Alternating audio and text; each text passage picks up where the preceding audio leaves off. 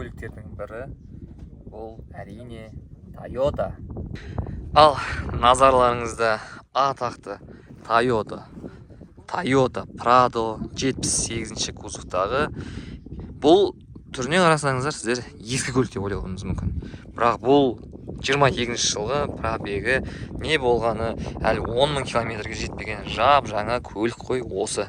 Қазіргі нарықтағы бағасы бұл 27-30 миллионның арасында екен.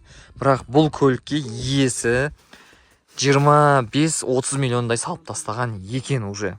Қараңыздар, номерге қарап атын және де туған жылында қарап білсеңіздер болатын сияқты. Міне алды жағынан бастайық. Міне как всегда усиленный бамперлер, лебедкасы бар. Лебедка деген білетін шығарсыз не екені. Қосымша міне жарықтар орналастырылған, қойылған өзінің родной,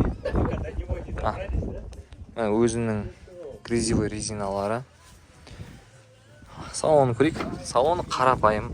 Сол бұрынғы Toyota Land Cruiser'дің салоны. Ішіне қарап жаңа көлік екенін айтпайсың,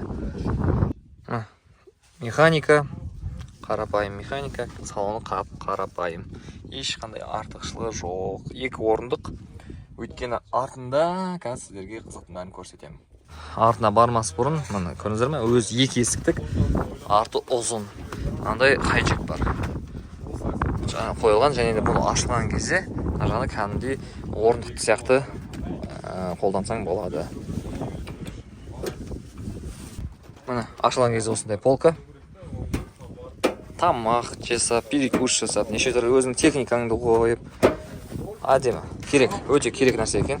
Осындай табиғатта жүрген кезде. Артында қараңыздар. Арнайы жасалған автодом сияқты, үлкен төсек. Қазір енді шашылып жатыр, оған қарамай қойыңыздар. Мақсат көрдіңіздер ме? 2 адамға негізінен арналған төсек, бірақ енді 1 адам емін-еркін жасайды, жатады. Шетінде барлық полкалар, міне осындай объемда. Мына барлығының ішінде заттар тұр. Барлық керек заттар, қазан, қасықтан бастап барлық көрпе төсектер бар. Енді бұның ең қызық жері, қараңыздар. Бірден осылай салоннан үстіне кете саласыздар да, және де міне ашылатын крыша. Бірден осындай бағанандай палаткаға жатасыздар.